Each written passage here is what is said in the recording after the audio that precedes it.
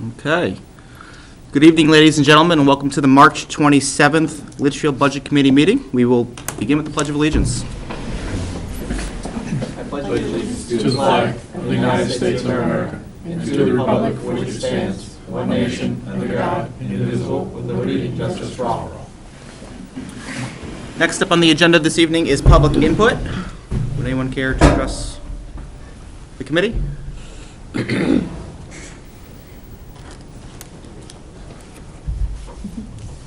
Mr. Garrett. Good evening. Jason Garrett, 11 Perry Court. I know you guys, I did see your agenda, but I'm sure first day out, you guys are going to do elected officers and talk about the election and whatnot. This kind of thing just is the kind of thing that fascinates me and gets me, I love this time of year. So, my 2 cents. I find it very interesting. I ran for office, I got about 500 votes. Lock solid, right, every year. Every time I run, there's no doubt about it, 500 votes.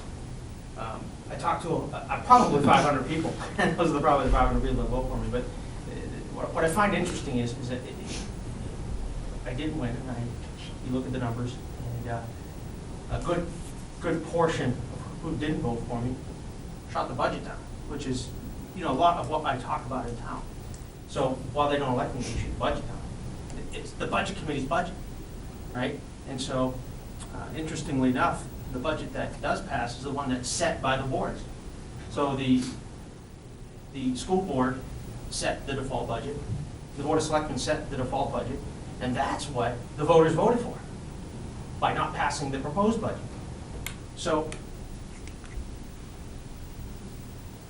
the thing that goes on in my head is this, is when is this board going to say, because it's happened now quite a bit, when is this board going to say, geez, we need to give the voters a budget that they want? Now, what does that mean? I'm not going to tell you guys how to evaluate what comes to you from what boards. But it seems to me that the voters speak often enough that says, we don't like your budget. And so to me, it means we want less of a budget. However, the boards decide once that number is given to them, because they get to go to the bottom line, right? They get to do with it whatever they will, legally. The fact of the matter is, voters said, look, that's just too much. We chose to give raises to people, because that's a face. I'm sure, in a judgment thing, right? They're talking to teachers, they're talking to people, to police officers, and they went out and said, I know that teacher, I know that officer, I'm going to vote to give him a raise. But overall, the budget, I just can't support it. Now, last year it was $15,000 difference and or smaller numbers difference. This year is $1.50, $1.30. We went even higher and got an even higher number. So it failed by just a few votes last year with a smaller amount of no's. We went even higher and got a whole lot more no's. It would seem to me that the town is speaking. Because if you make the argument that says, well, see, Jason, they didn't want to vote for you. Okay. Well, they didn't want to vote for your budget either. You can't pick and choose and make a case. You either got to decide the voters are smart enough to know what they want, or they're not. Or they're confused, or they're not. But you can't pick and choose one piece out of the other, make an argument, and not make the same argument for anything else. That's, just, to me, not logical. So, in my opinion, give the voters something they want. And if it's less than the default budget, which I think they'll go for, test it out. Go $100 less and see what happens.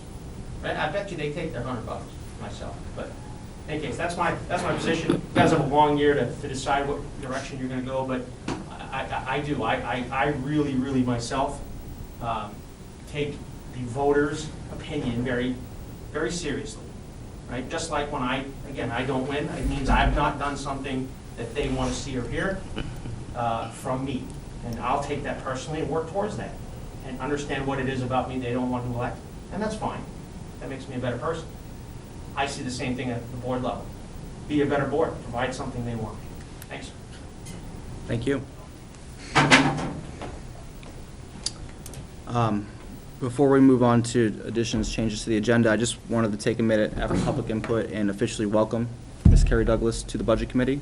And also welcome back Chris Pascucci and Ray Peoples, who is not in attendance at the moment.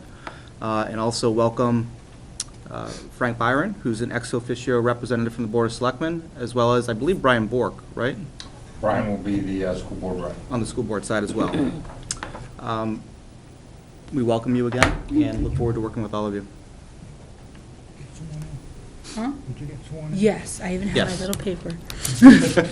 Just in case that came up. Moving on with the agenda, we have additions and changes to the agenda. Does the committee have any proposed? Yeah, I'd like to add under these school reports, the RSA review, a budget, as we have in another town. Okay. Yes, Mr. Byron. I'd like to get an agenda. Oh, I'm sorry. I assumed that would have been forwarded to you, but I actually have one available that you can have, Thank you. not inclusive of the changes. I'd like to add, under town business, budget committee involvement in capital improvement program, which was passed by the voters. In addition to that, under member input, I just wanted to put out the question out there on any 91A process discussions that we need to have again this year. We talked about it at length last year. Just posing a question in case our new committee member has any questions on 91A, as well as the process for communication with ex officio members from the budget committee to those members for data requests. Okay? Next up is the appointment of chairman. I appoint Andrew Cutter. No, you nominate. I nominate Andrew You Cutter. do not have that authority. Nice try. Second. We have a motion and a second. The discussion from me is, I'm grateful that you nominate me. However, I am going to respectfully decline that offer this year, citing personal reasons. And also, I took the vote very seriously this year into a default budget, and I didn't nearly have the capacity or bandwidth last year to really deep dive into the budgets and look at as hard at them as I wanted to, right? Because of all the administrative tasks that I also had to manage. I want to get back to really challenging the budgets this year. I think that's where I add the most value to this committee. Okay. I couldn't agree with you, but Mm. I also understand what you're saying and why. So we have a motion and a second. Additional discussion? I think if you decline. Oh, you decline. We don't yeah. have any So we don't nominee have at this any, point. yeah. Okay. So do you need to remove your motion, or is that it? That fails. If you declined it, it's a done deal. Okay. Yeah.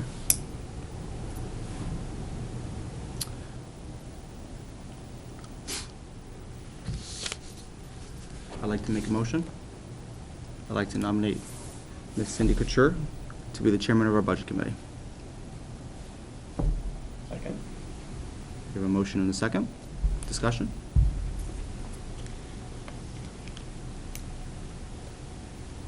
All those in favor, please say aye. Aye. Opposed? No. Abstained? Abstain. Motion, let's see, 4, 5, 6, 7, there's 8, so I think that was 5, 1, 2. Motion passes. Right? Sure, Catch up? yep, yes. Okay, Thank you. great. Welcome, Cindy. Now we have the appointment of vice chair. Actually, Cindy takes over the meeting now, I believe. Yep. Yep. All right, are there any nominations for vice chair?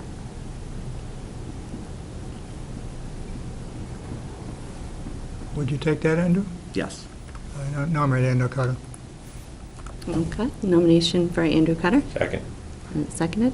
Any other nominations? All those in favor, please signify by saying aye. Aye. Any opposed? Any abstentions? Abstain. One abstention. So that's 1, 2, 3, 4, 5, 6, and 0, 1.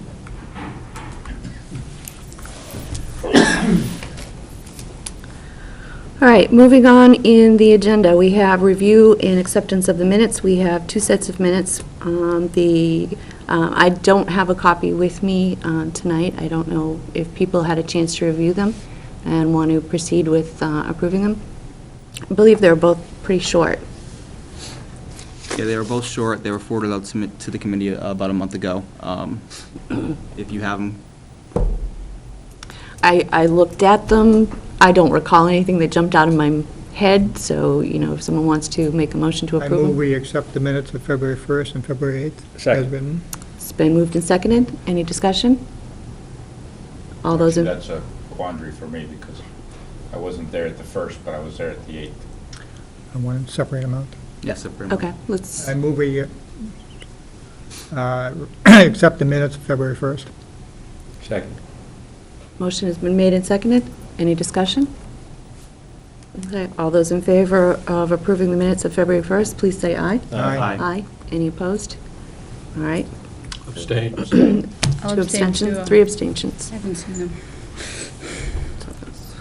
I move we accept the minutes of February 8th as written. Second. It's been moved and seconded. Is there any discussion? All those in favor, please signify by saying aye. Aye. Any opposed? Abstain? Aye. Aye. So there are 2 abstentions in that one. Actually, Andrew should have abstained too because he wasn't there. I'm comfortable with the minutes. I've reviewed them. Watch it. Yeah. All right, moving on in the agenda, reports, town business. Frank, do you want to bring us up to speed? In terms of the Board of Selectmen have taken a look and town manager, town administrator, has crafted a budget using the default numbers that is being plugged into the town spreadsheet. You should see that when you get issued your budget numbers. I think it's Thursday or Friday of this week when they get sent out, so you'll see something there. The board has not approved that because we wanted to take a look at those numbers and see how they look before we approve them. So it's anticipated that our next meeting will formally approve those, but we're putting them in there so that there'll be placeholders and you can get a sense as to what's going on with those. There was a addition to the town business, I guess, budget committee involvement in capital program. John Brunel is going to head that committee. Okay, and what he is going to try and do, when I say head the committee, he's going to start it off and at least start the ball rolling on it. What he will try and do is get some sense as to who would be nominated and put onto that committee. My expectation is a member of the budget committee would serve on it, and I think that's the expectation of the whole board. So at some point, the budget committee probably should decide amongst itself who that person should be. Or if we want to be on it. Excuse me? Or if we want to be on it. Whatever the budget committee decides it wants to do is fine. But John is the one who is the selectman's rep to that, and we'll start trying to figure out how we get that instituted and underway. What else? That's about it, I guess. There was a note here on RSA 32:22, review of expenditures. Yeah, that's our legal obligation as a committee, so we put that in just so that we know that we have gotten an update on the budget. And Okay. any, And typically, because we're getting expense reports from the town on a regular basis, if we have any questions, we'll raise them at this meeting. Okay, that's fine. Yeah.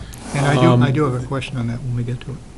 Well, I guess we're at it, I don't Okay, know. I thought, but you were about to move on. But I'm not sure whether I can answer your question, but Well, go no, ahead. but this has to do with last year's budget, right?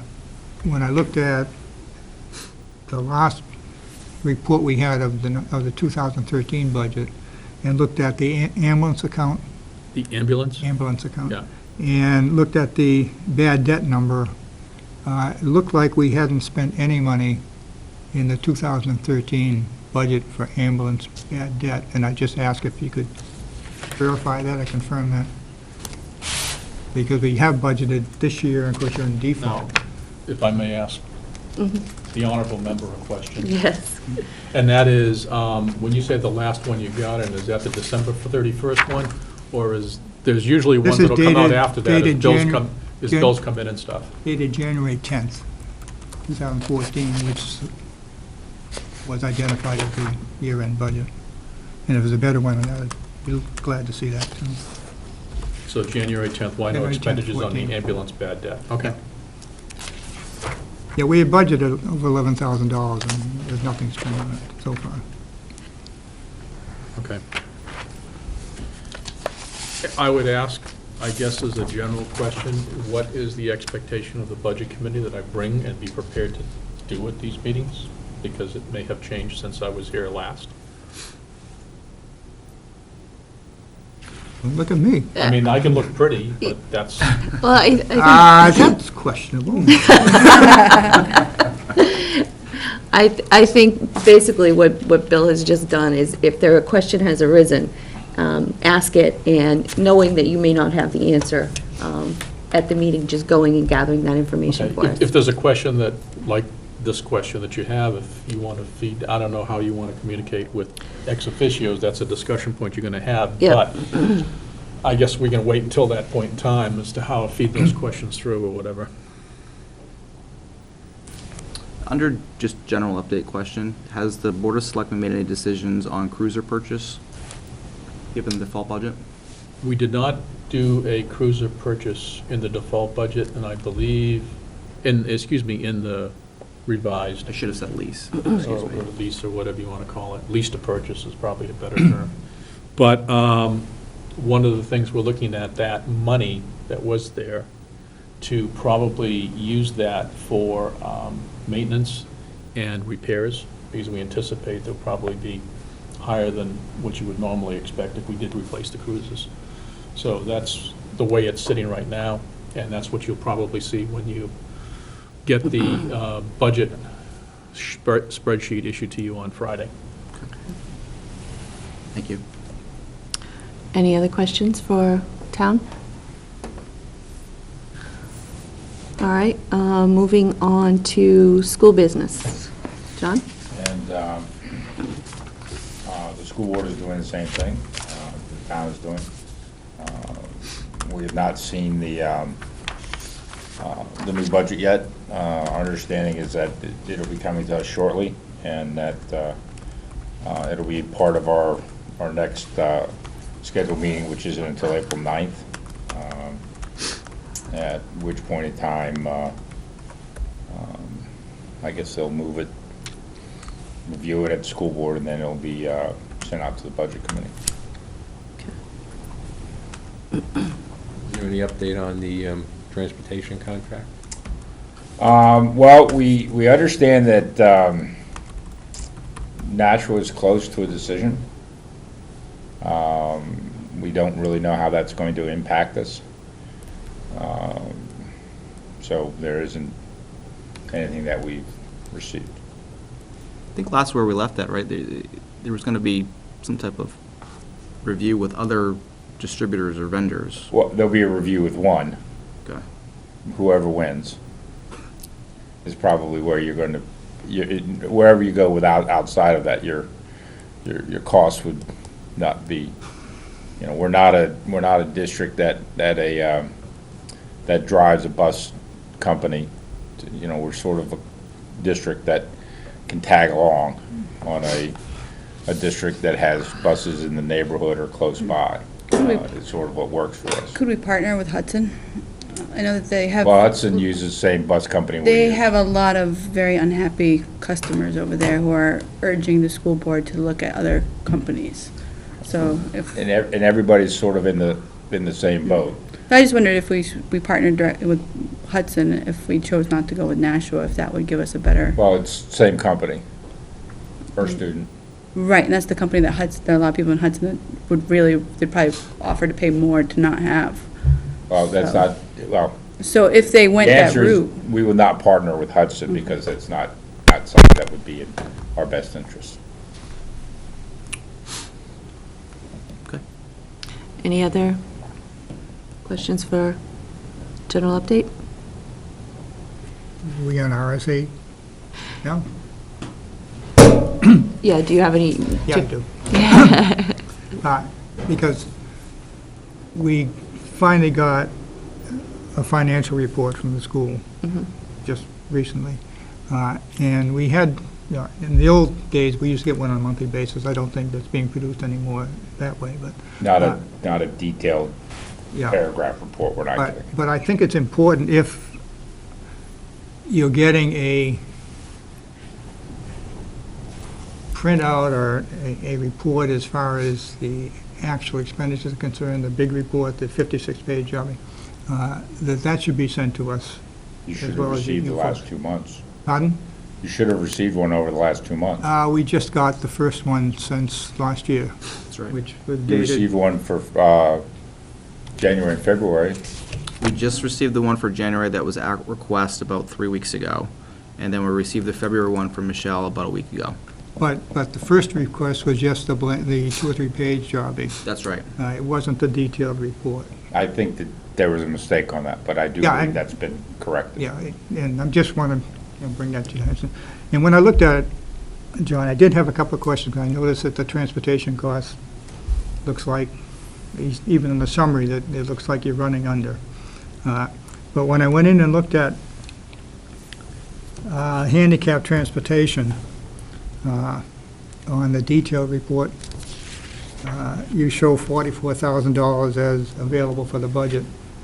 And typically, handicap transportation this time of year, it's either encumbered or spent. So my question is, does it look like you're going to underrun the handicap transportation? Because you're showing that it looked like you're going to underrun transportation. It's not a discussion we've had. Yeah, I just, on that. again, to get But back. but I'll have Brian have an update on transport. I mean, we anticipate at the meeting of the 9th, maybe not voting on it, but being pretty close to a resolution one way or the other on all of our transportation for the coming year, Yeah, that's for the future. for the future. And I'm But looking I'll at have him, what's I'll have him ask the questions, update on this year. Yeah, actually, the two of them, there's a handicap sped, and the Voc is also the same thing, where you have only spent $3,000 and encumbered 35.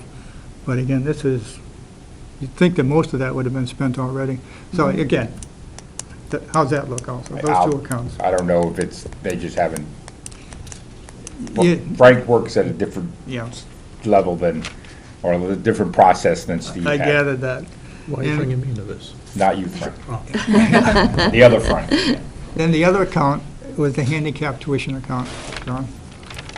Because when I look at, again, the detail, on a district-wide basis, there's $86,000 available, and on the district-wide basis, that typically means you're not going to spend it, because you usually allocate it out. So there's $86,000 there. LMS looks like it's right on target for what's budgeted. And Campbell High School, again, has $155,000 available handicap transportation. I'm sorry, handicap tuition. So my question there is the same question, does it look like you're going to be significantly underrunning handicap tuition this year? I will ask the question. Any other questions? All right, the Planning and Building Advisory Committee, where does that stand? Well, I'm the new chair of that committee, lucky me. And we don't have anything on the agenda as of yet. I think we had our full plate at our last meeting, so it'll probably be, we'll probably get back into the process of setting up meetings for April and May, and go from there. All right, that brings up a question on my mind, because both Carrie and I sit on that. So how does this committee want to handle that? I mean, I'm happy to back off and let Carrie be the rep for the Budget Committee, if that's the will. I mean, of- it's, It's mostly informational and advisory in terms of that, you know, from this committee. There's no voting rights for the Budget Committee representative. But you don't you're not voting for the Budget Committee when you're voting on it anyways. Right. You're voting as an individual. Right. And you're only on there because you were a Budget Committee member. Yeah. Or you could have been on as a separate person, Yeah. private individual. Yeah. But basically, as a Budget Committee rep, it's basically to listen to what the information is, bring that back to the committee. If you have any advice, because there's been discussion at the committee that you are able to bring to the table, I mean, that's kind of what the role has been for the Budget Committee representative. I'll make a motion to have Carrie represent the Budget Committee. Is there a second? I'll second it. Further discussion? Hearing none. All those in favor, please signify by saying aye. Aye. Any opposed? Abstain? I'll abstain. 2 abstentions? Okay. Thank you. All right, so you will note that Carrie's the representative and make sure she continues to get the information, because I know I had trouble getting information about the dates of the meeting and all of the stuff that was being discussed, so. So good luck, Carrie. That was very smart on your part. All I have right. some committed, so it works out. So I just want to recap. What we're expecting for information from the town is the ambulance spending. Why is it 0 up to this date? A pending discussion item will be the Budget Committee's involvement in the Capital Improvement Committee. On the school side, we want to make sure that we get detailed budget reports on a monthly basis. Whenever Whenever- they produce it. Okay, whenever they produce it. And there are several. We have one on the 9th for March, so. On April 9th for March, okay. There are outstanding questions in terms of transportation, handicap transportation, 44,000 remains unspent, district-wide, 86,000 remains unspent, and at Campbell High School, 155,000 in handicap tuition unspent. Does that cover what we're expecting? Okay. All right, moving on, member input, new business, lessons learned. I know, Andrew, you had quite a bit of information you shared with the committee. You want to just Yeah, briefly- no, it just, I'm going to actually turn it over to Mr. Spencer. He had provided a nice one-page document about some observations and that are truly lessons learned, in my opinion. And I'll add comments after that. Oh, you want me? Yeah, Well, okay. My first one was to set a clear schedule, okay? And I was suggesting that the last date for us to review the operating budget and warrant articles is the next to the last meeting before the budget hearing. Okay, that gives us the 1-week window we like to see when we see something and vote on it. We don't get caught up in the situation we got caught up in the last year with changes coming in on a regular basis.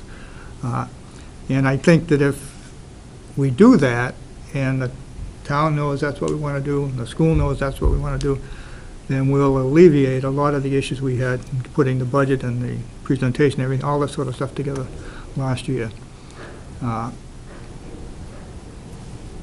And I went a little bit further and saying at the last meeting before the budget hearing, okay, we could vote on any open items that we had left out there that we hadn't made a decision on, but we had discussed. Like health care, for example. Or items we had deferred, but we wouldn't revote accounts we had already made a vote on. Okay. And as an example on that, oh, God. We reopened something over the last year. I don't remember what Yeah, it for was. the town. I think it was the police account, maybe, something like that. yeah.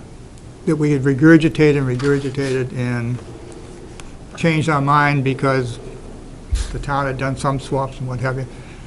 To me, once we have set our budget, then we ought to lock it in up until the last minute to vote.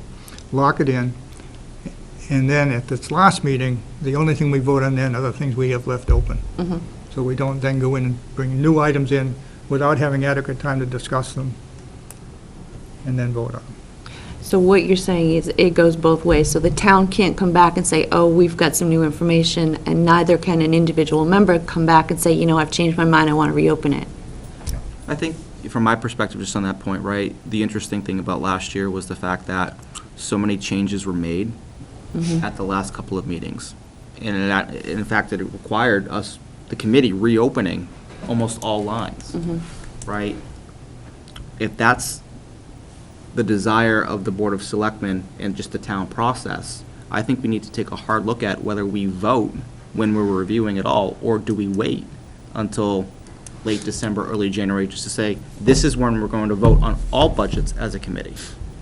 Yeah, we could do that. I think you'll find it would be a little cumbersome, and you may have a hard time remembering what you discussed way back when. The liability or the drawback of what I suggested is the selectmen, not addition, they make changes downward too. I mean, they adjust it both ways. But I'm comfortable with staying with the number we had and saying, that's it. It's voted. My only caution to the Budget Committee would be, and what you're seeing here for the most part, is that the Board of Selectmen are looking at the current year's budget, how the town is doing against that budget, and then taking any monies that are unspent and then applying them to the next year's budget for items that the Budget Committee has already voted on and approved. We do that because we're trying to lower the expense to the taxpayers. If you freeze the budget as to what you've approved earlier, that will not happen, and that money would then drop to the general fund, and what would end up happening is there would be no decrease to the expense of the taxpayers. So that's why we've been doing it. It's done for good intention, it's not done to come in and play games with the Budget Committee. That's not why we're doing it. Yeah. I'm not saying that you're inferring that, but I want you to understand what we're trying to do is help the taxpayers out by doing it that way. Yeah, and that's good. I accept that. The problem was it all occurred at the very last meeting that we had. And, if we want to follow that process, then let's get it done a meeting or two before that very last meeting. I'm saying at the last meeting, that ought to be reserved for just those things that we left open. So can I make a potential suggestion? And that is that the Board of Selectmen, and I'm going to pick some dates, and if the dates don't work, then the Budget Committee's got to tell us that. The Board of Selectmen would look at how we're doing against the budget, say December 1st, or thereabouts, whatever the meeting is in December 1st, come up with the number, okay? And then we go forward with that number, and that's it, if you understand what I'm saying. So that, at that point in time, we can then say, okay, this is what we're going to be putting into the, in this case, 2015 budget, so we can try and do something for the taxpayers. So if you're looking at the budget right up to December 31st, and you discover you want to put some money towards some expenditures that the Budget Committee has approved, why can't you bring that up at the deliberative? Why can't you bring it up at the deliberative Yeah. session? Well, Make a actu- reduction at deliberative. Because at that point in the deliberative, the year is already closed, and the money goes to, and it's not encumbered. I mean, I can't encumber money No. just because I want to encumber it, so I have to encumber But it you for a ma- you purpose. you still make the decision, but the budget then doesn't change until deliberative. I don't think that that will work. The deliberative session is, what, early February? So we're going to be a month behind. We can do it, if you want to do it in January, that's fine. But Well, a better way of doing it, the budget hearing, because that's the purpose of the budget hearing. That's about mid-January, right? Early Yeah, January. it's January early. 15th usually. And that's where, if you see changes made, and that's the time to make them, then we can do that. I don't have a problem as long, either way, I don't have a problem as long as we all recognize the date. I'll call it the drop dead date, so that we can.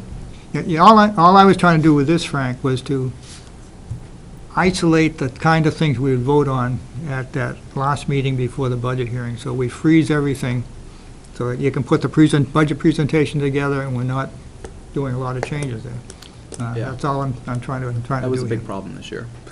Yeah, And there were a lot of changes, and it was frustrating because a lot of those two budgets had been discussed months previous, and people were like, well, wait a minute, what, you know, trying to remember getting up to speed and what the changes were. It was a lot to do in one meeting, this year anyways. okay. Okay. Well, I mean, we're going to come back and discuss this Yeah, later. How do you want to do it? Well, I think right now this is just discussion, and then at some point, we're going to need to sit down and decide what we want to do. Yeah, I think that the chair can put together a formal set of way we want to operate based Yep. upon the discussions that we're having here. Yep. I would My think that hearing aid is having decision, a problem right now, I'm sorry. I would think that decision would need to be made no later than our meeting in July. But Right? certainly before we get any of the budgets. Yeah, so. Yeah.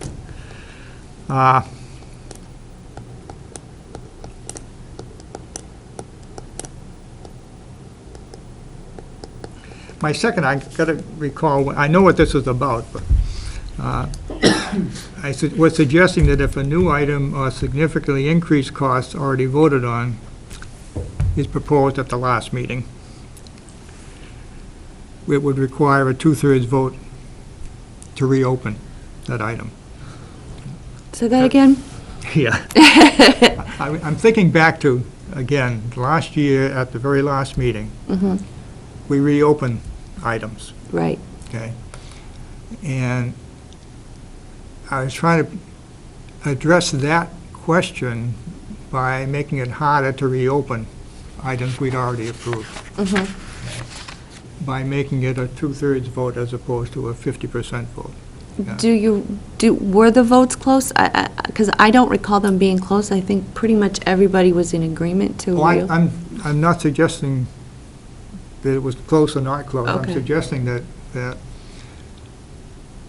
if we want to reopen the budget at the very last meeting before the budget hearing, because something has changed, okay, then we ought to make it a little more than a simple majority to reopen. That was my suggestion. And two-thirds is what I was suggesting. Okay. See, I'm not sure that that makes sense. I mean, you could have majority people who want to make a change Yeah. and not be able to do it because you don't have two-thirds. My recommendation right. would be to leave it as is. Yeah, only because I think if we'd had a lot of close votes where people didn't want to reopen, I would say, okay, maybe then there needs to be some, because you can play with that politically.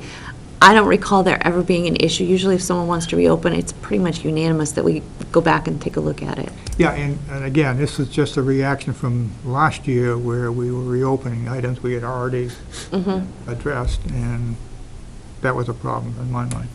Okay. The third item, I think we've been remiss in for many years. I think that when we get the budget from both the town and the school, that budget ought to include revenue projections, no matter good or bad. Now, Heart attack. we all used to get it from school, didn't get it this year until the tail end, okay?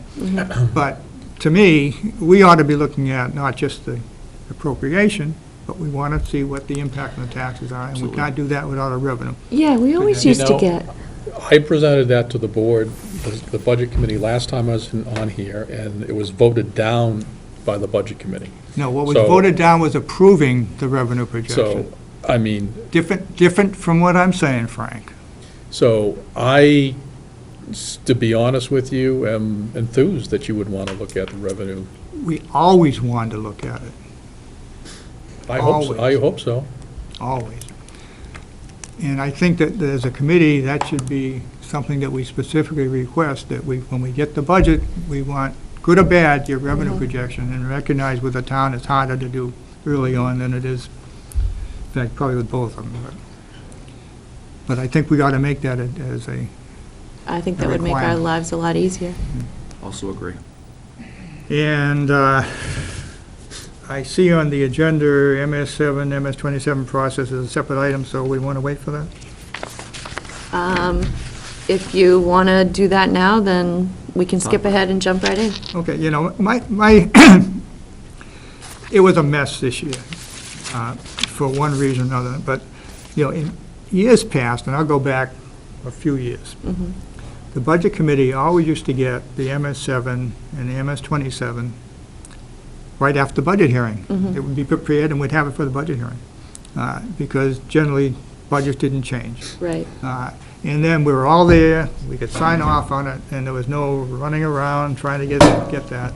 And somehow or other, we got away from that over the years.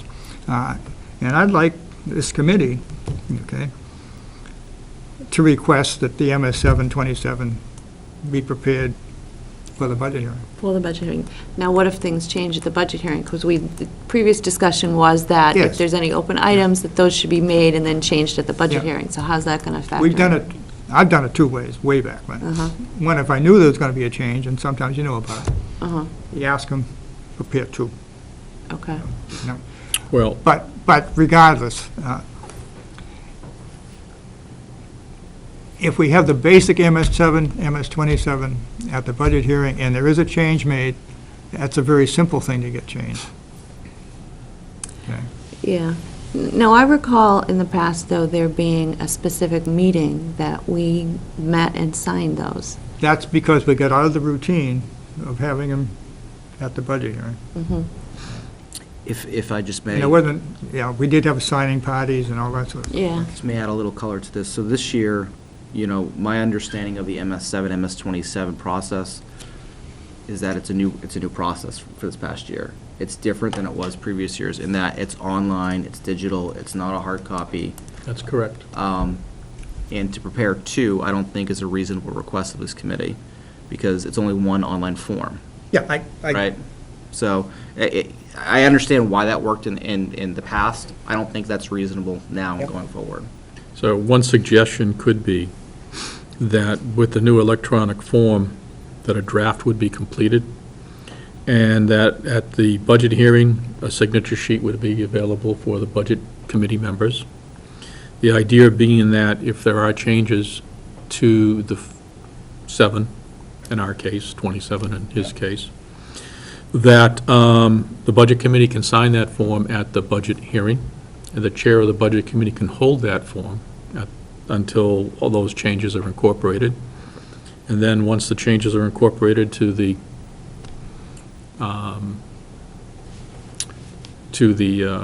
control of the chair, then what can happen is she releases the form, and it goes on to the electronic, and that's it. So you'd have, just so I understand logistics of that, you'd have 6 or 7 copies for real signatures, because it's not one. We needed to sign 6 or 7 real copies of that, Signature pages. Yeah, right? Just logistically, that's how you do it. Okay. yeah, I think that would be good, Is it going to matter the date, because it's a dated document, right? Is it going to matter the date on the document, the date of the signatures? Well, I would anticipate that what you would do would be to have a hearing after the budget hearing. which we do. A budget committee meeting. Mhm. You would vote we talked about earlier, you'd vote any of your final changes. That would set the numbers, and then then you can sign that right then and there. Okay. I mean, I don't know if that works for the school, but from the town perspective, Jason Hoke is amenable to trying to do something like that. Great. It should, because I'll tell you, I signed the schools last minute, Mhm. and I think there were errors in it, okay, which I highlighted, and they didn't get changed. And I wouldn't want that to happen again, but things had to be signed to get out of the way. And this process would prevent those errors how? If we have a draft, Uh-huh. we'll see what's there. If we see there's an issue there, it'll get corrected, and the chairman will see that the changes are made, and then will release the signatures. Okay.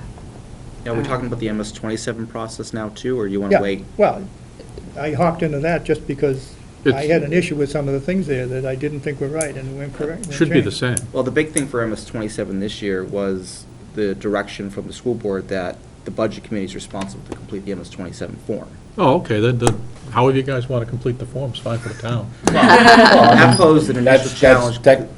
nothing for nothing, but that is a requirement of the budget committee, not the school board, or the town, so. There's a lot of elements within that budget Well, that the budget committee is not responsible for, and having a digital electronic form makes that not reasonable.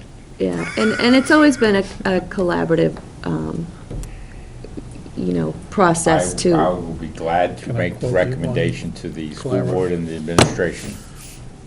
I'm sure they'll be happy to. I think if we could make the recommendation to have a similar process following the town, if they are amenable to doing so, I think that's what the Well, budget committee would decide. town's not doing the 27, that's not The No. 7th. guaranteed, but we are We're gonna do we the are not going to 7th. be We're gonna as have your 7th. obstreperous as my compatriot from the school side is apparent to be. big word. All right, John, so you'll check with, I will, I know that there was some resistance on the process last year, so I will endeavor to make the budget committee's will. it's a request. Request. It's I one will- that's going to help with the accuracy and making sure that the voters get the best, The fact of the matter, there is no way the budget committee can make out the MS-27. Cannot do it. We don't have the data to do it. That's absolutely true. Pure and simple. First-hand knowledge. so, No MS-27, no budget, no hearing. would make our lives a little easier, but I'm not sure that we can do that.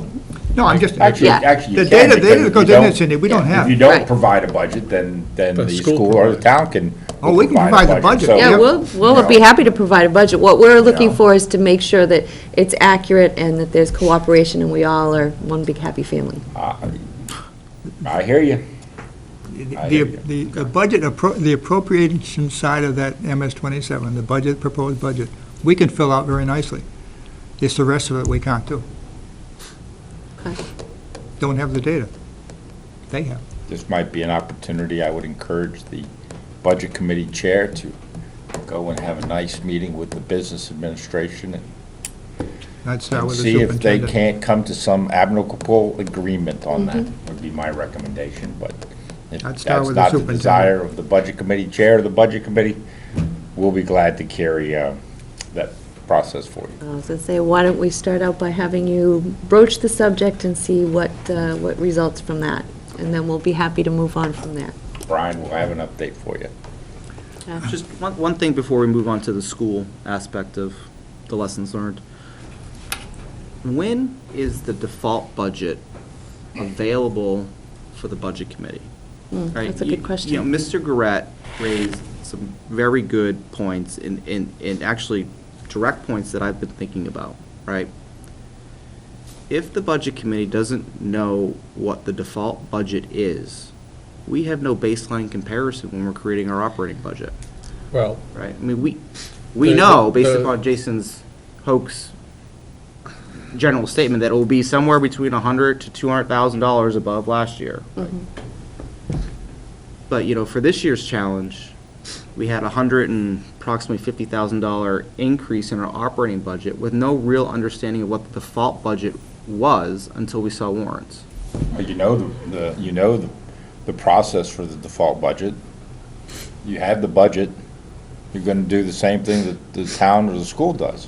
Yeah, and and I guess You know? the bigger question I would ask is, why does the budget committee need to know what the default is to set the Yeah. regular budget? that would be my question. That's kind of a philosophical, I mean, what's our goal? Is our goal to match the default budget, or is our goal to go through the expenditures and come up with a reasonable budget for the community? I just asked a simple question of when is it available?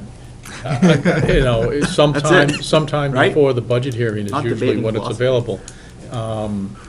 Last year, it didn't get pulled together until late. I don't know why, to be perfectly candid with you. But And I think legally, right up until the ballots are legally, printed. we're obligated to present it Yep. as a latest date is at the budget hearing. No, I believe it can change right up until the ballots are Oh, printed. it can change, but I believe we're obligated to present a number at the budget hearing. Oh, I see what you're saying.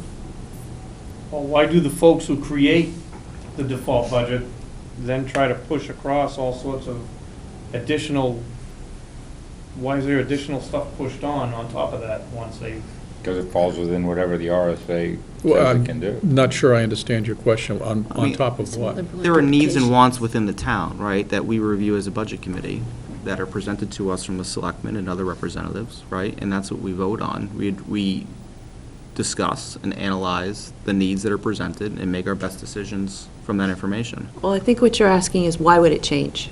Yes. Yeah, Why do the folks who put the default budget together? why does it And then we change? come in here in the meetings and it's always higher Information changes. Higher than what? than the default. As contracts are. I'm missing, I don't understand your No. question. If the default budget is put together, we're putting it together with a set of rules, which are the rules under the state law. Mhm.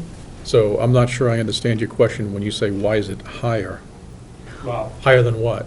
now I'm just gonna take last year, for example. The Okay. default budget came in at under 5.1 million. Under 5.1, okay. I do believe it was under It 5.1. was 5 million change. On the warrant, you mean? No, And the previous year was 4.975. right, okay.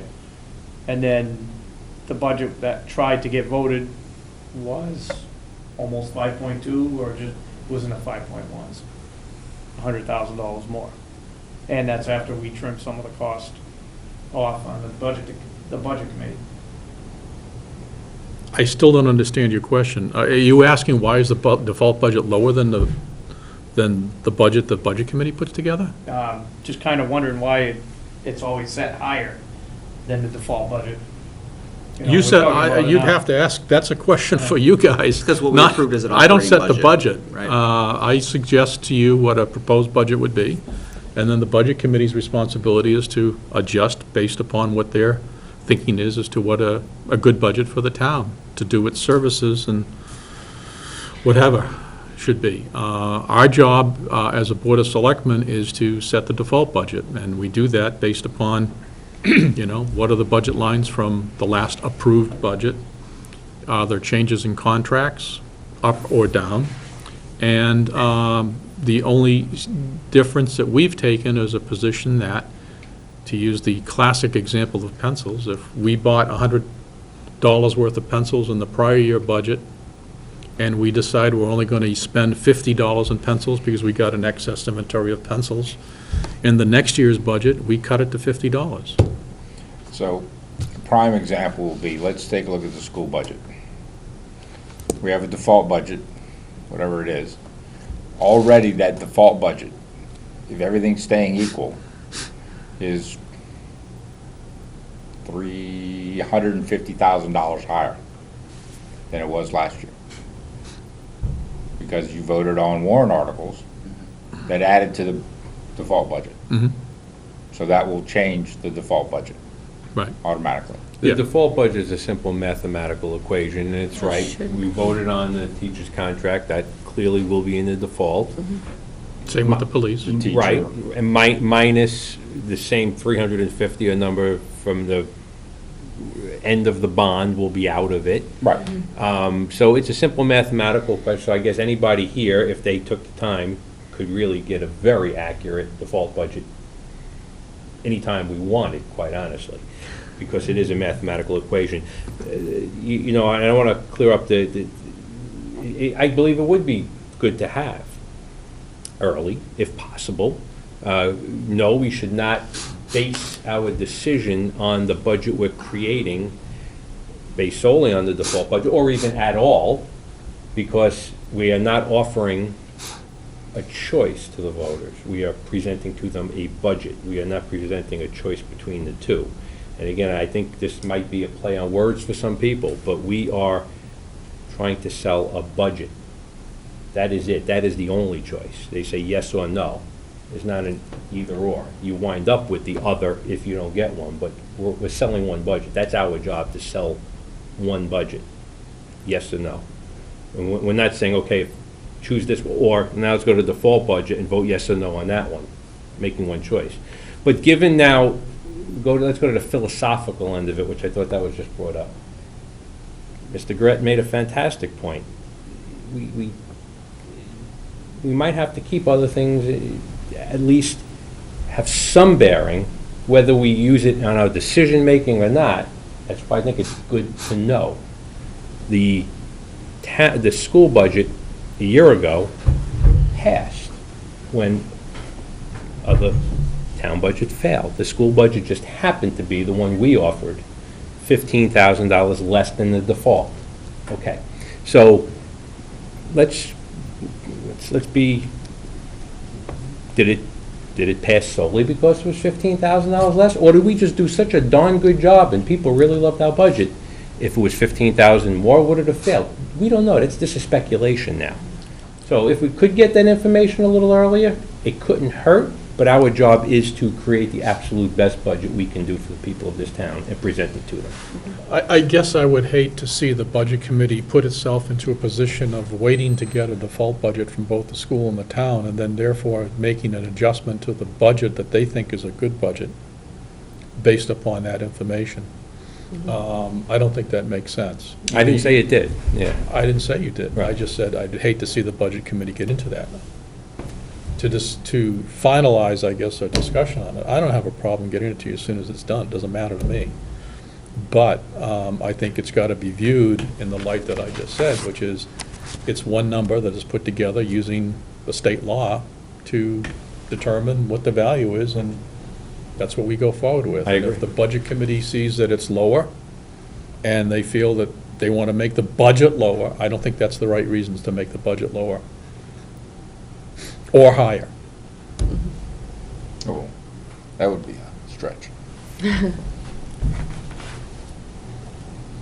Any other suggestions for the MS I 27? don't think the administration really even focuses on the fall budget on the school side until after they're through the meetings with you guys. I mean, I don't even think they look at the numbers till after the Christmas holiday. I mean, they may start working on it if they're in town, but I don't think it's anywhere.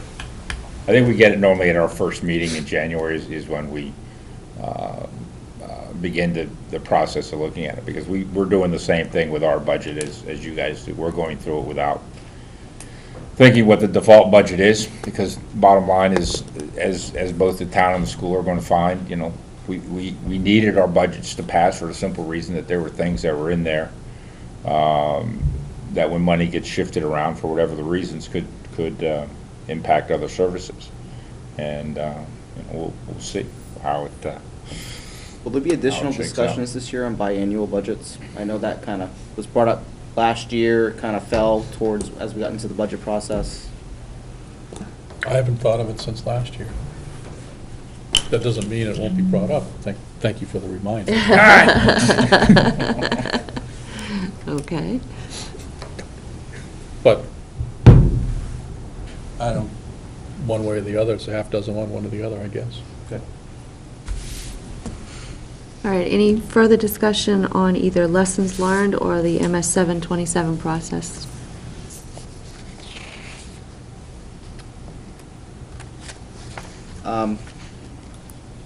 You had it, Mr. Spencer had it mentioned in his minutes about the budget hearing process. Yeah, I had some thoughts there, too. Yeah, and the date of the hearing, communication out, how we're gonna do our presentation, et cetera.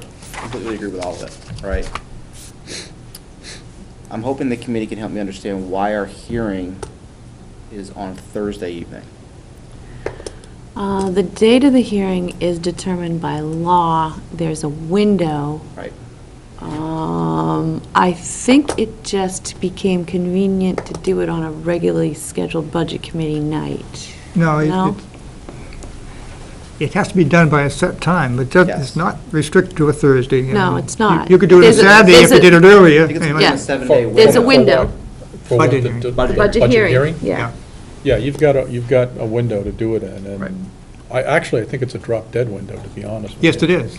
It's not a window that's got a front, it's just, you gotta do it by this date. Yes. Correct. My point for bringing that up is, at least for this past calendar year, but we could have elected to have our budget hearing on a Saturday.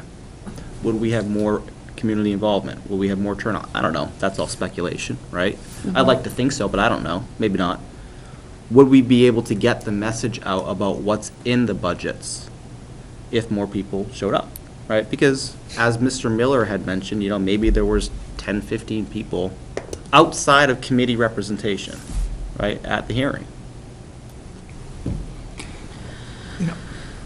I was talking to a gentleman who was at the deliberative session, after the deliberative session, and he was commenting on how do I find out what's in the budget? And I said, well, come to the budget hearing and ask questions. I said, what's a budget hearing? When's that? And here's a guy that was interested. Right. And so that's why my first bullet was, somehow or other, we got to get the message out better that we're having budget hearings and when they are. And whether it's through the HLN, Boards, something. the bulletin board, Nixie, what's the phone system we have in town for Code Red. emergencies? You don't want to use it for that. I mean, somehow or other, you got to get the word out. And then, secondly, I had to think about the presentation, Andrew, and it's been a boilerplate presentation the last few years. But if I was sitting out in that audience and wanted to know what was actually in the budget, I wouldn't know from the presentation at all. You know, I would want to know what some of the details were. And we used to provide that at the budget hearing. We'd explain, you know, here's what we're doing with the police, here's what we're doing. We got away from doing that. And I think you really want to get back to what the purpose of the budget hearing was, and that's to tell the people specifically what's in the budget, as opposed to here's what your impact is in your taxes. I mean, you got to know that too. Yeah. But you really got to get back to telling them what's in the budget itself. Okay? So may I make a recommendation on that, right? Because ultimately, I'd love for the public to come and speak to us and let us know what they're thinking as we're reviewing the budgets, right? What if there's some type of notification, maybe through the boards, right? Just a quick, this is what the budget committee reviewed and passed in the police budget this year, right? And you put it in a reference that they can look at, that you know gets hits and active involvement in. Under RSA 91A, you don't want to have multiple chats from committee members, right? But what you could say is, you can encourage them to come to the committee meetings and let us know what their thoughts are. Now, correct me if I'm wrong, but I believe the selectmen put the budget detail up on their website. I know the school district does on their website. So if people aren't going there, why would they go somewhere else? All the budget sheets that are given to you are on the town's website. Right. Yeah, same with- So. I guess the point is, right, you're providing a brief 2-3 point summary. These are the key elements of what the budget committee passed in this budget, as opposed to flipping through material, trying to interpret it and understand it. They have it right in their face and say, this is what it means to me. I think, maybe I'm misinterpreting Bill's suggestion, but I think that what he's suggesting is move away from the spreadsheets and move more towards a discussion about what is in there, what it means in some sense, and why it's in there, and why the budget committee made the decisions it did. More Yeah, yeah. narrative. Am I right in I'll give you an saying that? example. Let's take the school, for example. I'd get up there and I'd say, okay, here's how much we've recommended be spent in Griffin. And 90% of it is for what's going on there today, okay, paying the teacher salaries and what have you. And then in addition, we want some more money to do this at Griffin. More of a narrative. Yeah, and here's the new stuff, okay? Old stuff, you know what's going on in the school right now, and we gotta pay for that, and here's the new stuff. And I go to LMS, do the same thing. The town, I go, here's the police, here's what we're doing here. No changes, except we are buying 2 cruisers, as an example, okay? That's how I would address that. And then at least the people, it's not gonna be a big surprise if they pay attention to know what's in the budget, and when they're voting on it, they know what they're voting on. Yeah. That was what I was getting at, Frank. I think Right, I think it's a discussion Yeah. more than a, you can put up all the spreadsheets you want, unless people are used to looking at spreadsheets, it's, Yeah. And then you can wrap it up with, here's the impact, the tax rate impact, whatever, because you really want to know that. But the bottom line is, what's in the budget? Okay, that's the purpose of the budget hearing. And if people come there and say, hey, I don't agree with you, I think you ought to have something else in there, that's what we're supposed to hear from them, and that's what we're supposed to act on, if we want to act on it after the meeting. I don't know, I just think in the world of blogs, tweets, yammers, whatever we're gonna call it, right? I think to the extent that we can get clear, just quick bullets out, this is what we're seeing, this is what the budget committee passed, I just think it would be well-received by the community. You know, and I understand the details and providing, that we have 2 cruisers in this year's budget, right? I'm also a numbers guy, right? And I want to see the details. I want to see the year-over-year differences, right? So we would need to have that as supplemental material at a minimum. So Well, wouldn't our minutes to that, our minutes have the discussion of why we chose to put 2 cruisers in or not? Right, but you know, if I'm at a budget hearing, one of the questions I would ask is, what's my tax rate impact? Break it out for me. And I'll give you at the end. Fine. As Yeah. long as, I just want to be prepared for that, right? Yeah, yeah. I would ask for that, so Yeah. I would I expect would others too. to ask for that. Yeah. But when I got to the police budget, I really don't need a narrative of here's how much we have in there for salaries, this, that, and the other, unless there's a change from what today, because I know what kind of service I'm getting from the police today, and I want to know what change is going to take place. Mhm. That's all I really want to know. And really in retrospect of the process, salaries and benefits are really a locked process. Yeah. I mean, there's really, when you get right down to the process, there's really not any cuts that occur in salaries and benefits, and if they are, they're normally a recommendation either of the school board or the town that we're making changes in staffing, and these are the reasons behind it. And so really what you're talking about is providing the detail behind that 25% for the school side of what is making up the actual operating Differences. budget, which is, Basically. in reality, what all of our discussions end up being about is about that 25%, and in that process. You know, and I would encourage that, because, you know, better breakdown of that process, I think will educate the voters and know. I think one of the things that the school board is going to take a look at in when we do the differences in the thing, is that we're actually going to put in the numbers of what, if you vote for the budget, the tax impact is X. Mhm. And if you vote for the default budget, the end tax impact is, the difference was 4 cents. So we're pretty confident that we'd have done that, we even discussed it, but we didn't do it, that we'd done that the voters would have said it's 4 cents. We believe what the voters looked at, Mr. Garrett withstanding, was that they looked at thinking they were going to have a 32-cent increase on their taxes, when in reality, they were going to end up having a 4-cent increase. And I think if they knew that, they would probably have voted, and if the town did the same thing, they would probably start voting for the budgets instead of the default budget. Not Because they'll necessarily. have that information. There's another component to that also, because when you vote for a proposed budget, I mean, it might just be 4 cents on the face, or it might be equal, but the more educated the voters are getting, and we got a long way to go. I mean, I'm sorry, informed the voters are getting, and we have a long way to go with that. They're realizing that when you say yes to a proposed budget too, you're also saying yes to future spending, which will increase even more. So it's not just that 32 cents versus 28 cents, or 32 cents minus 31 cents. Because when you're saying no to the proposed budget, you're really putting a halt. So I heard some. Actually, in reality, you're not. You're putting a halt for a year. Right. But in retrospect, everything that got halted this year on the town side or on the school side is going to be back in the budget. The transportation's going to be there on our side, and the other things that got stopped on our technology and stuff will appear again. On the town side, they're going to put the money back in for the fire hydrants and stuff that they're going to have to. So you're not stopping the future process. You stop. You could. The vote only Stop new stops. spending No, I for a year. Yeah, but the spending is it wasn't like spending. the school came and added more spending to the process. You know, for the town. Look at the town side. They were trying to pay for their fire hydrants.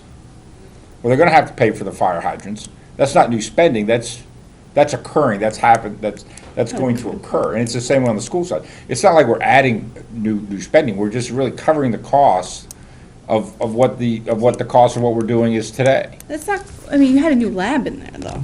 I mean, so to me, what I would take away from that is that warrant articles work. You put the teacher up as a warrant article, it got passed. You put security up as a warrant No article. lab, but that's okay. Yeah, so you have a teacher and no lab. I advocated putting the lab as a warrant article. Had it been a separate warrant article, you may very well have had a lab. May have. People, I think, feel more comfortable seeing what directly they're paying for, and that it's not going to the bottom line to get spent on other things if it doesn't get spent.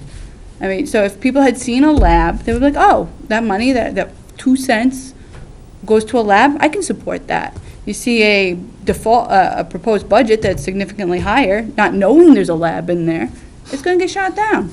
So to me, what I took is warrant articles work. Yeah, I think so. Also, the other thing is, just going back, Bill had some information and stuff like that. One of the things that the school board, and from the other times, is that it's much easier to move electronically through the cyberspace, that if there are questions, in this case, your questions of the budgets and stuff like that, we would much rather have you guys have those answers, and they're much easier electronically, so that exactly the question that you're asking is not, I'm going to go type this up and I'm going to send it out electronically, but it may not be exactly what you're looking for, and it comes back. So while I know everybody here has an email account from the town, if you want to go through the chair, that's fine. I think that works best. But if the questions can come through the email, it's if I go in and talk to Frank O'Brien about this, inevitably the answer is, can you send me an email so that I can get you the answer? So they work much better through an email process, And that's and sort they'll of, get the information back to you much faster in that process. I'm not sure I think I know what you said, but I'm not sure. All these questions here, Bill, I know you know how to use an email. I'm sorry? And how to phrase your questions. But if you put all this in an email, you'd probably have your answers, For tonight. or in a couple of days. Yeah. But I've got to now go find the time to get this information to them, or just hold it till the 9th. And what I'm just saying is that the school board is much willing to give you as much information as you ask, but now this is on my time, and I'm pretty busy right now. Yeah. So if it's an email and I can get it and just kick it to the correct people, you're going to find your answers much quicker. Well, I think that's great, because I got gun shy.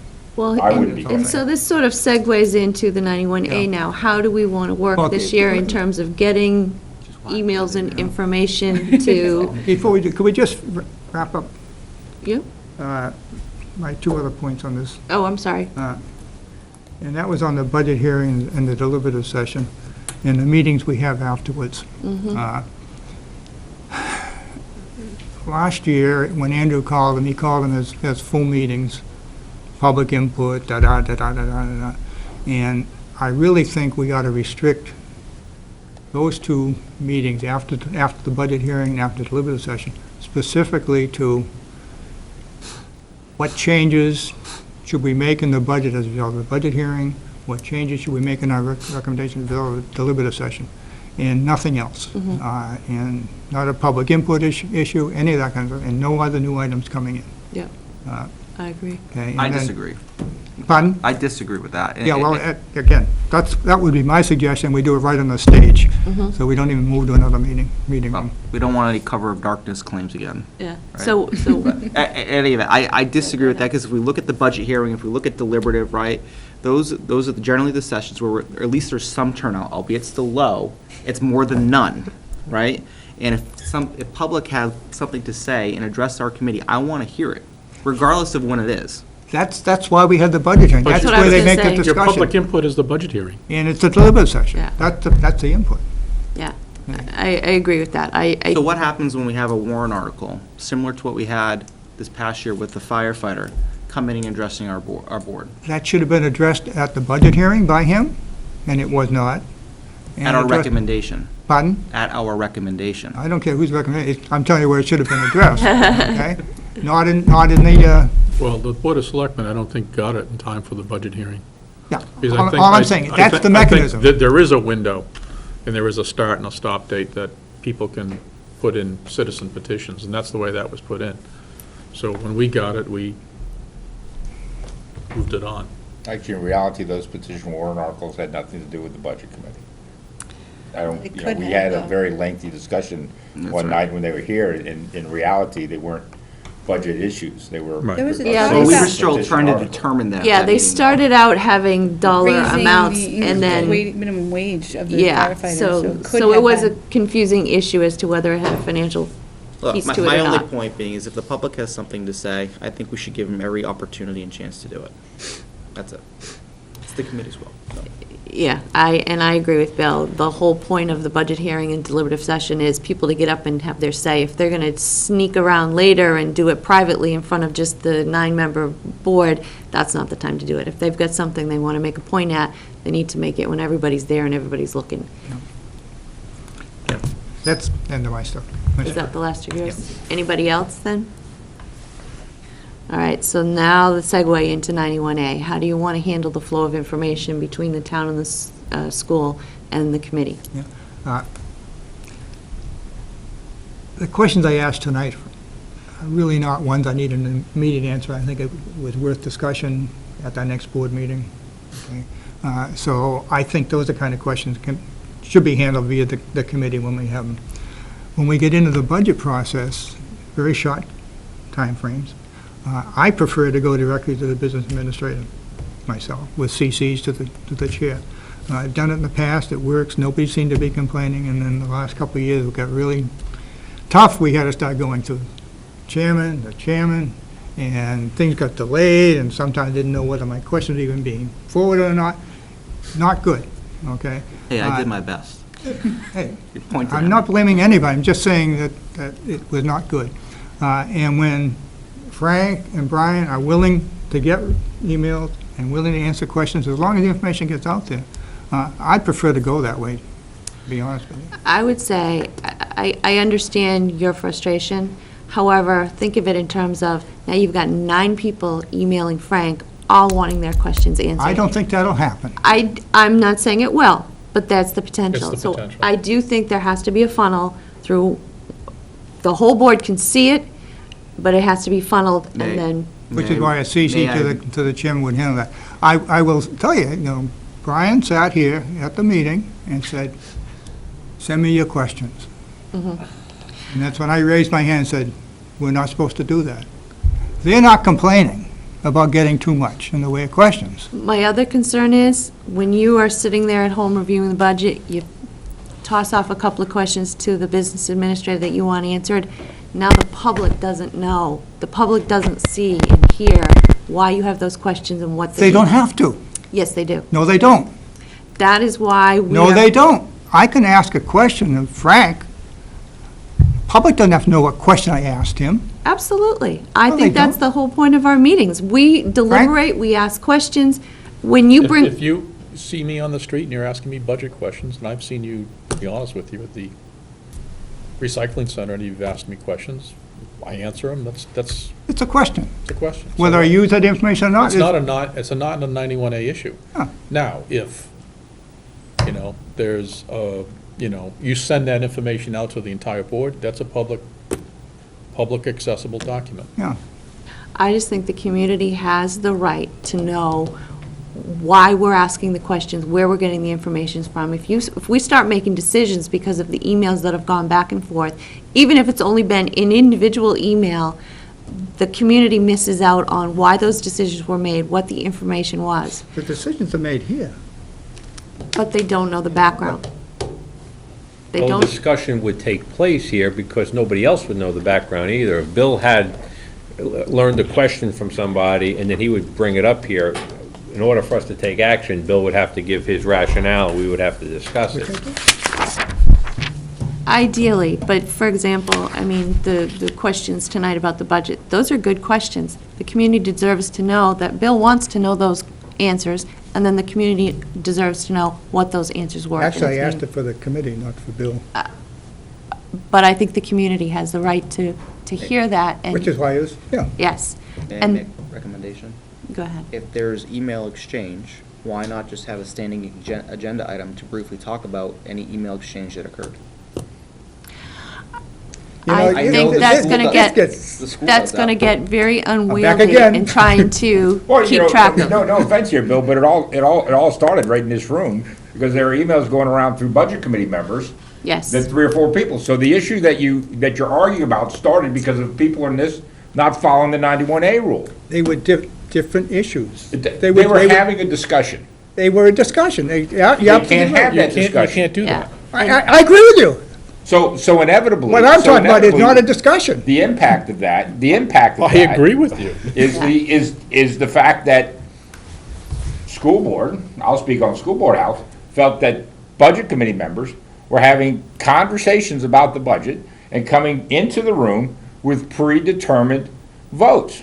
And that's a false notion. And, well, it may be. Yeah, but that was a fair- that was- You haven't been here. I've been here for 4 years. Your only But- claim but- to this is a result of the cover of darkness email. Well, it doesn't, it That's what doesn't, all it of doesn't this. matter. The fact of the matter is, was it started because there were Doesn't matter how it conversations started. Yeah. We're talking about a different issue now. It's a slippery slope. here. It is. I think you need to be careful. You need, if you have questions, I do think it needs to be, I think the whole committee needs to see them, and then they be funneled back and forth. Can we use our group distribution? We have a budget committee domain. Everybody's a part of that. Frank will be added, I'm sure, if Mr. Brunel hasn't already. John's already a part of, Brian's a part of it. Why not, instead of pointing emails directly to individuals, use our domain? It goes to everybody in the committee, as well as our ex officio members. Problem solved. That's a Yeah. good idea. That's illegal. Why? Why? You can't have a domain that's not accessible to the public where all this You just said it discussion was, goes. you just said it was public documents. It becomes a public document, but is the domain open to everybody? Can Joe Schmo, who lives down on Garden Drive, log on to that budget committee domain and see all the discussions and everything No, going no, on? nobody's talking about having a We're not talking discussion. about discussion. Yeah, I'm confused now what you We're mean talking- about we're talking domain. If I have a Discussion. request, right, and I want some Right. information from the town, right? Instead of emailing you directly, Frank, with a copy to our chair as is proposed, right? I email it to the budget committee at litchfieldnh.gov URL, email address, whatever we want to call it, okay? All of us are part of that. All of us will see it. Then You that- respond to, no communication No communication. whatsoever. But it starts to be a discussion because everybody got a But it's copy the of the same question. discussion if I were to send it to him Provi- directly. And that could work, provided that what you don't get into is, well, I don't think that that's the right way to ask the question, Andrew, says Bill Spencer. Chris Pascucci says, yeah, but did you consider this? And then it goes to, Yeah. you know, Which is the same risk. and you'd have then otherwise. you're in trouble. Yeah. Sorry, John. But you're right, don't you have that same risk even if you funneled it through Yes. one? I would suggest that my suggestion is that your chair should clamp down hard on discussion starting through emails. Because that is illegal. Yeah. Well, And I think we all agree with that. Hey, we didn't have one discussion. How all you that want to shit. handle questions, the only thing I will say is, I believe that having 9 members of the budget committee, because remember, I am also going to be funneling questions through the town administrator. Feeding questions to that one individual is going to, He's going to have 9 taskmasters that You he's know, going to have to and- respond to. And you may think that's not going to happen, but I guarantee, Cindy, I have seen the emails, Andrew has seen the emails, and there were maybe 2 of us that ask any questions of anybody. and I think part of that is because it is so clamped down on. I don't think so. I would tend to agree with Bill that it's, Well, so but that's the just my process for opinion. last year, again, just so everybody understands, right, is that if there were questions, we encourage they were proactively asked, so members would have time to research and respond to us at our next committee meeting. I'm sorry. The emails would come to myself as chair, and I would forward out to the ex officio members for research and response, right? Who would then go to their administrator or their whatever for the answer. Sorry? And if you're unavailable, it just gets stuck there for a week, I don't think that ever happened. It didn't happen. but there's a risk. There's a potential, yeah. Correct.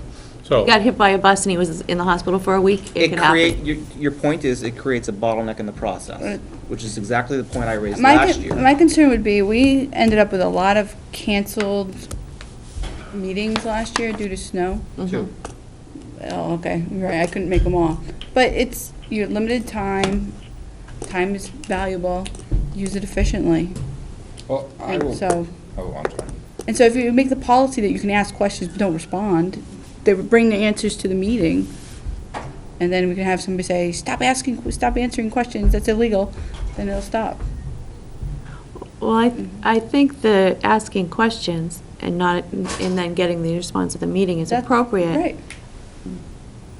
But then I think you have to be careful that you don't have 9 people, well, maybe it doesn't matter. Maybe it doesn't matter. I know that when I As long as there's questions, no, just- as long as you don't, but then, okay, so how's this gonna work? Because you asked the questions, because are you gonna be okay getting the answers at the meeting?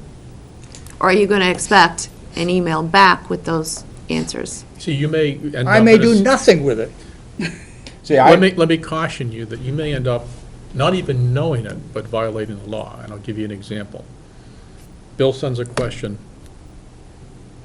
copies the board or whatever, the committee on it, says, I want to know about the ambulance, whatever. Yeah. Okay. So I send back a response, and whatever my response is, goes out to committee. Yep. That's perfectly valid. And somebody else hops in. Bill says to, Chris Bascucci, hey, Chris, does this seem right to you or no? That's what can't. And then ends up, Chris says to Mr. Cutter, hey, I'm not feeling this is right either, and then it starts to trickle through. What's to stop them from meeting at a barbecue and discussing about it? Social, but you're right, social, right. social interactions are perfectly fine. So then when the But first when you person start, responds, but when you say- start discussing town politics, that's illegal. I agree with you, but you know what, you know how to prevent that problem? Don't do it.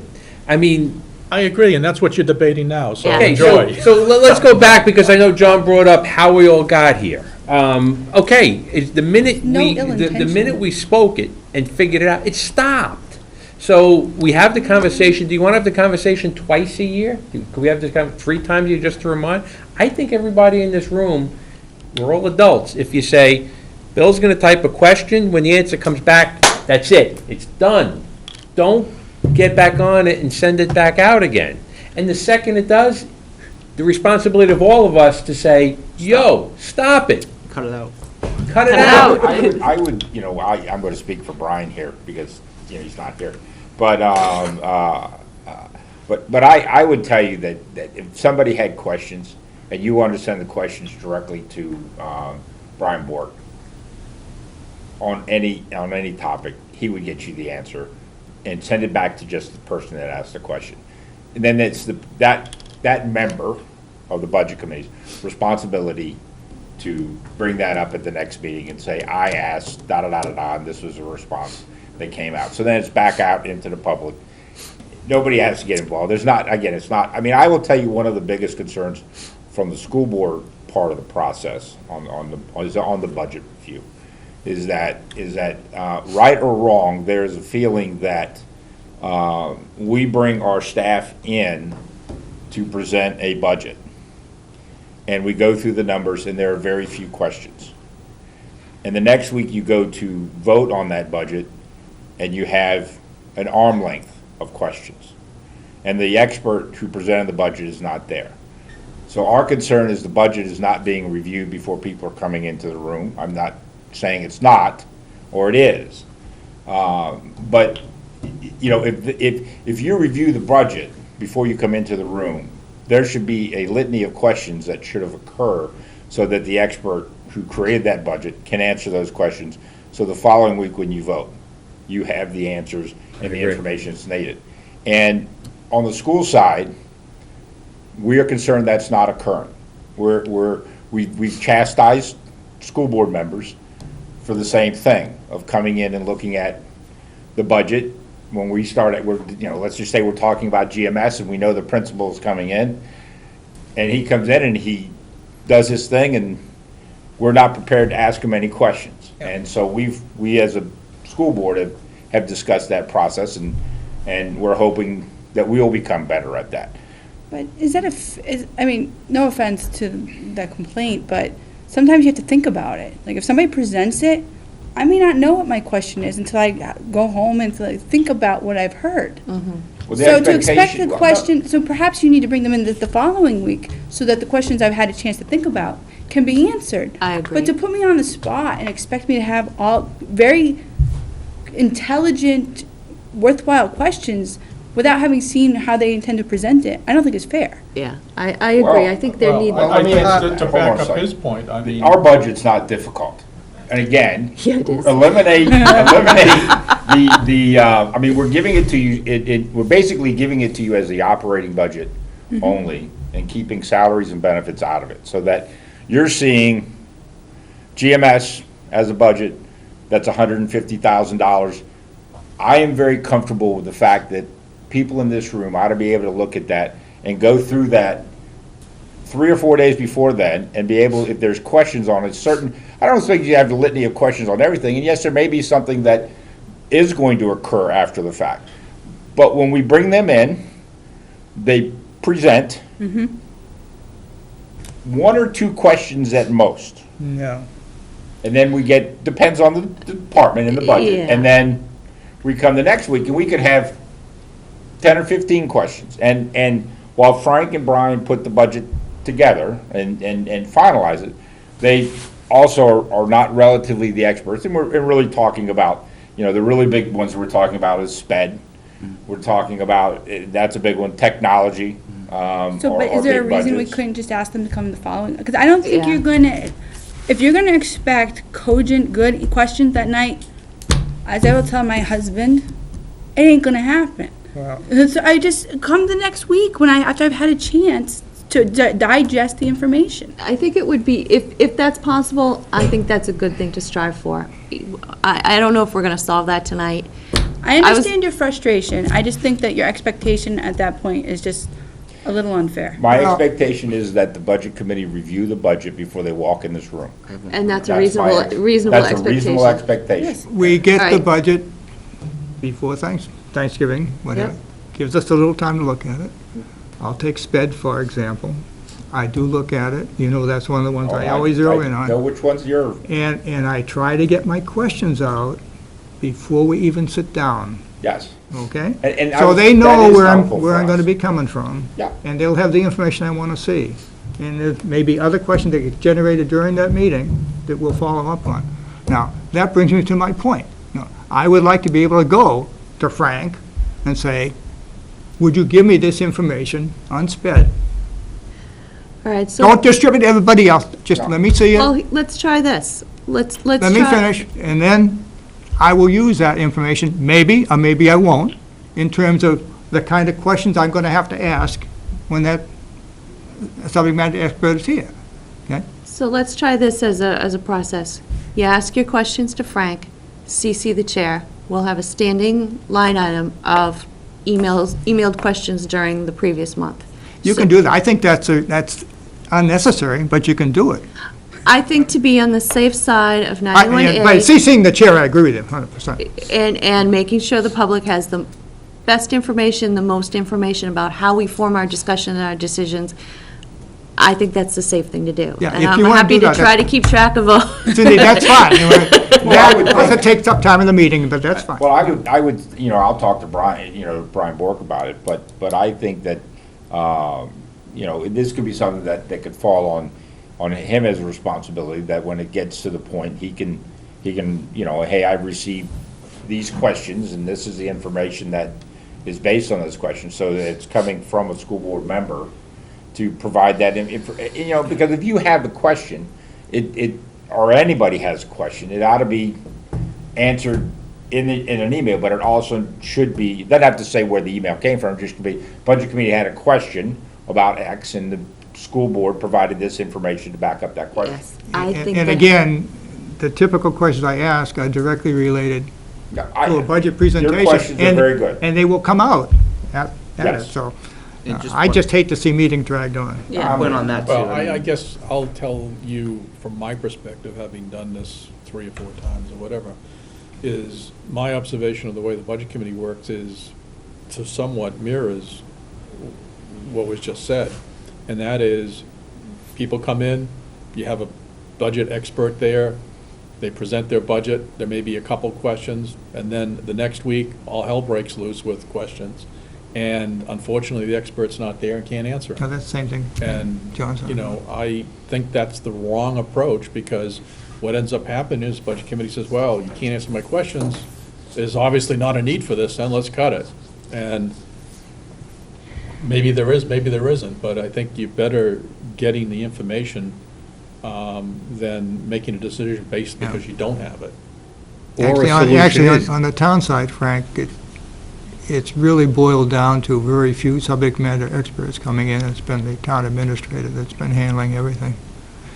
So school side a little different. Town is we've gotten away from talking to the department heads and that kind of stuff. I would like to see the department heads come back I would in, too. and then have them come back in twice. When stuff, I review the budget for hours and hours and hours when we first get it. I mean, the school takes a lot longer. But when it's presented, yeah, I'm just absorbing it. Questions don't pop in my mind, other than if it's totally obvious. So I agree with you, and I understand the frustration. So my solution to that would be, have the expert come back Twice. twice. I agree. Or shift the I mean, I'm- cycle. so well, we I can mean, I know add it on sucks, to but- Actually, it maybe not be that way. Maybe we just have Frank or Brian actually do the presentation. Okay. And then they come and they're there for the follow-up meeting. Right. But you gotta However be the one or school the other. district wants to In that handle it, process. I mean, that's fine. I mean, that would be my recommendation, Okay. because Yeah. presenting it is, right now is fairly simple. We're gonna present it, you're gonna go through the lines, you guys are gonna review it, and then the questions are gonna occur the following week. Yeah. And I'd rather not have somebody come twice Okay. to Yeah, just say, well- here are the numbers, because again, Well, that's, reviewing numbers should be an easy process. and John, if that's how you want to handle it, then that works for us. Yep. So, Andrew, I think you had a question? Yeah, I think just thinking back at this year's school budget particularly, I'm not afraid to ask questions. You know that. I know that. And that's why one of the reasons that, one of our first meetings, I presented a problem that I saw across all of the budgets. Because when we're reviewing, it's very narrowed focus, right? I'm looking at GMS tonight, LMS tonight, but you have codes and functions that go across all of those schools, right? So, and I'm referring to the transportation conference lines and all that, right?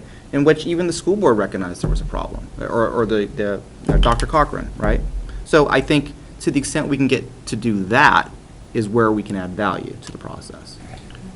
And it's, as Cindy knows with the school budget, it's a work in progress at times, and we're trying much harder to tighten up the process, but the budgets are presented by schools, and we've moved certain items out of schools and into districts, and other things back the other way to try to tighten up the process, so that actual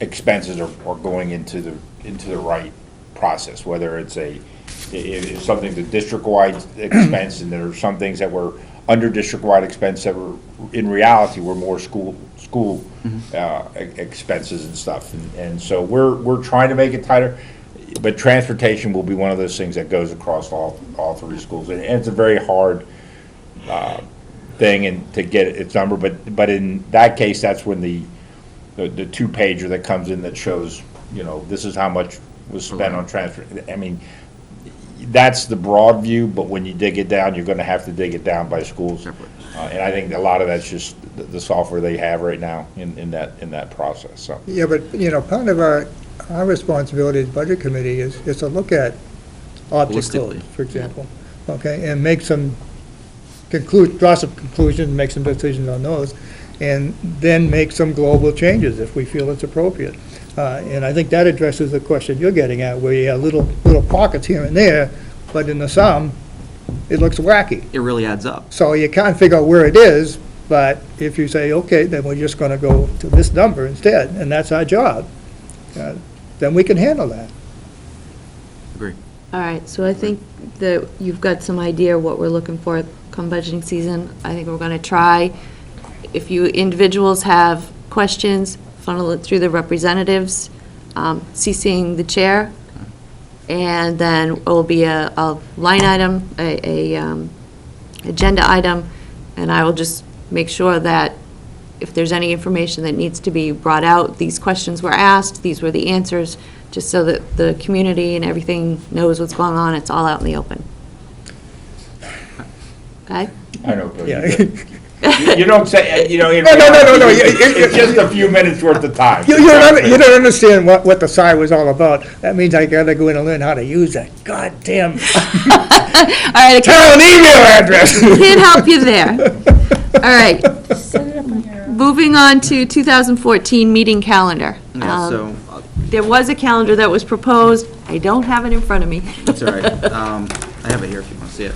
I mean, ultimately, Similar to last year, I put together a calendar just so this committee understands the dates that I would believe we would meet, depending upon what the new chair decides. Right, so it's basically the fourth Thursday of every month, except Except for August. August. Which is generally the month, and that's the committee's will, that we Yep. did not meet. Right. So if that's the desire, I did not put a meeting date there.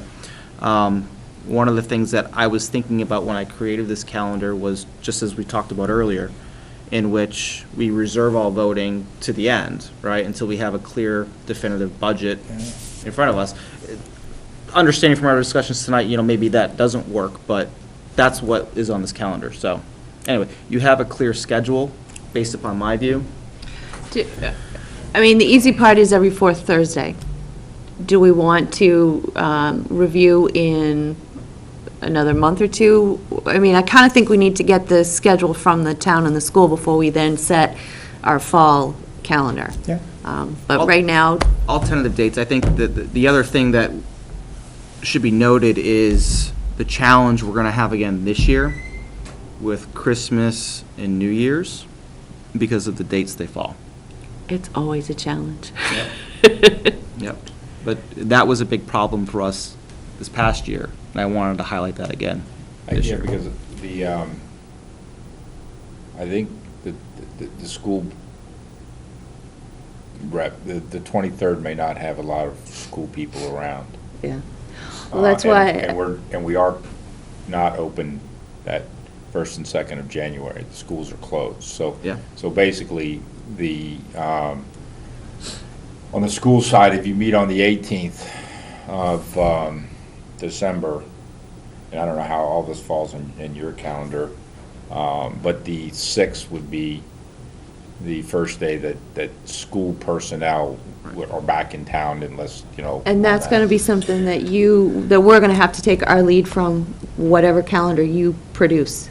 So I don't think we can nail down what the school district review is going to look like right now, or even the town review. I think that has to come, at least from you guys, what you're reviewing and when it's going to be available to us. And then we can nail down our meeting dates for the fall and the Christmas season. Yeah. The calendar definitely says proposed and all that, Yeah. but just ideas. I think when I designed this and when I was thinking about it, one thing that worked really well with John Brunel's support last year was the fact that we got through the town in generally 4 weeks, as opposed to 7 weeks the previous year.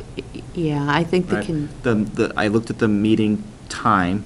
Our meetings were a little bit longer, right? But we got through more in a shorter amount of overall time, right? Which is okay with me. Mhm. So I'd like to propose, at least on the town side, that they consider a 4-week type of review schedule. However it works out, but that would be what I think worked well. it did work well this past year. So you can take that suggestion back and The suggestion for what? 4-week review a schedule. for 4-week town. review, a condensed review cycle versus what we typically do. That's really up to the budget committee. If you're asking whether the budgets will be available, yeah, we'll make them available. Okay. All right. So does that mean the budget committee would be done on the 16th on the town, 16th of October on the town side? No, the 20th It'd of be done on the November. 20th of November. When do you start reviewing, don't you start reviewing them in September? The town side, your first meeting in September? It's October. Yeah, it's usually late September, but I don't think we did last year. No, this year was It October, was Yeah, October this year. yeah. last year. So does that mean you're not going to start reviewing budgets until October 23rd? Generally, that's when the town had started making the budgets available October 3rd. on that budget portal that they had. So Right, the- so the- volunteering to If do it budgets earlier? are available on that October 23rd, we could use that meeting as a start, whatever. It's tentative for now. We'll work with that and finalize it as we get closer to the end of the summer. Just so the committee has a guidance of when we're going to meet.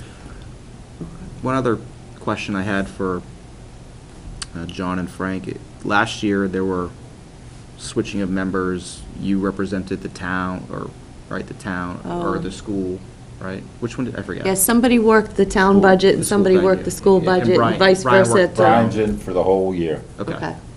How's that going to work on the selectmen side? Thanks. for the whole year. Unless I get tied up in something, Okay. I'll be here. The whole year? Okay. I remember that being a point of discussion Last year, last year. yeah. So I But wanted if I'm just to be not here, clear on that. somebody else is. Yes, right. absolutely, there'll be a substitute, but the last year or two, there's been somebody who's been assigned from the selectmen to do the town, and then a different person assigned when the school gets reviewed, and same thing at the school level, so we Right just wanted to now, find I'm the out. budget committee rep, and John Brunel's the alternate. Okay, good, We didn't give Brian an alternate. okay. He's it, there is no, But you're obviously the alternate. at least Actually, today. I'm not, I am not. I got an email on Short Tuesday. Yeah, I did. All right, I think that wraps up there. Public input, our second set of public input, and I do believe we have public input coming. Yes, thank you, Cindy. You know, it's funny, as I sit there, I hear you guys debate all these things, right, and I'm like, hey, I got a solution, right, so. You know, what's funny is I sat in there, you want to hear even stranger, right, I sat in there and I was like, go Cindy, tell them, right, because 91A is really, you know, big part of what I pay attention to, and it is, when you're asking questions, right, it's the public's information, so I know you guys individually. I can hear feedback, so Yeah, I'm big time. just gonna suggest closing the door. You got good ears, Frank? There you go, yeah. Mine are, Still couldn't hear. yeah, mine are, yeah, that's right. I got hearing aids in. But it's the public's information, and you guys are doing the public good and the public work, but it's the public's information, and so more is always better, more transparency is always better, and I appreciate how Bill's interest works in that, and that conversation doesn't need to happen at all, but that information, I think it danced around it for a minute, but the solution to me is kind of where it kind of danced around there, is during the town and/or school input section, we received 4 questions, and here are my answers. Or I couldn't answer these. And I think it addresses it and it gets it all out there. It doesn't matter who it's from. But a one-way question through the chair, or CC to the chair to either board, you know, hey, I have a question about this, and then the answer comes, or the question comes back with the answer during the report, I think would be a great solution. That way, it is transparent, and people at home then aren't clued, like, we eat and breathe it. We live it every day, right? I mean, I sit at home and just listen to every word. Some people don't eat, who pop in and out trying to get information as they live their lives, are lost. I mean, people just, you know, you're taking for granted everybody hears what you hear, but they just don't. And it's even harder at home because kids are screaming, or, you know, the dog is barking or something, and it, you know, and I know you know this, it's just I'm trying to reinforce and remember that as the layman, right? Another thing that's near and dear to my heart is the default budget. And I'm glad to hear that both boards said it's a mechanical thing, right? It's a numbers thing. If that's the case, then there should be nobody voting on it. It should be just calculated. It shouldn't be at the board of selectmen level and/or school board level. And I'm only mentioning it to you all because it came up in this discussion, okay? Because I know it has nothing to do with you. But people at home need to hear what they heard. If it's as static as a math problem, then the town administrator or the superintendent shouldn't be asking the board to vote to include or not include. It's a static process. And it's very, people want to make it gray, but it's very defined. If someone takes the opportunity to actually read it, it's a very defined process. So that was just for folks at home. And no disrespect, but people at home shouldn't care how long it takes for them to get the process right. And I heard a number of times tonight, boy, that's going to take time. Oh, I don't know if I have time. Y'all are volunteers, you're not getting paid, and we understand that. But honestly, if, you didn't say it, Bill, but if you don't have time to do it, don't do it. You know what I'm saying? But we just want the process done right. You know, so if something is going to take 10 minutes to get to the right answer, take the 10 minutes. If it's going to take 10 minutes to have people at home understand it so that they will understand your budget, take the 10 minutes. I mean, that's why we're here, right? We're giving back to our community. And if you can't do that in the best way possible, then consider don't doing it, or not doing it, right? That's all I'm saying, is we trust in you guys to do the right thing, just send it back, all right? Thank you. Thank you, Mr. Gart. All right, no further public input, then that brings us to adjourning. I will make a motion to adjourn. Is there a second? Second. All those in favor, say aye. Aye. If you don't say aye, you're welcome to stay.